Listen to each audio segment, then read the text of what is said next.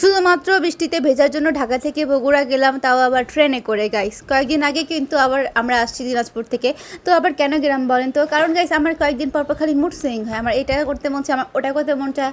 কিন্তু গাইস, তো আমরা চলে গেছি হচ্ছে ট্রেনে করে বগুড়ায়, মানে বগুড়া সোনাতলা, হ্যাঁ সোনাতলা স্টেশনে নামছি।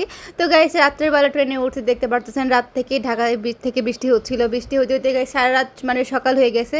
তো ভোরবেলা নামার পর গাইস ওখানেও বৃষ্টি শুরু। ও মাই কী অবস্থা! কোথাও একটু যাব মানে 2 দিনের জন্য, শুক্র শনিবার, তাও মানে একটু সুযোগ হয় নাই।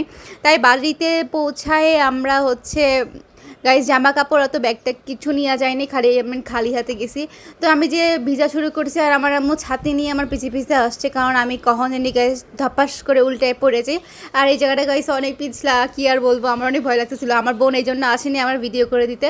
তো এই ভিডিওগুলো আম্মুই করছে, জানি না কেমন হয়েছে গাইস আম্মুর করা ভিডিও।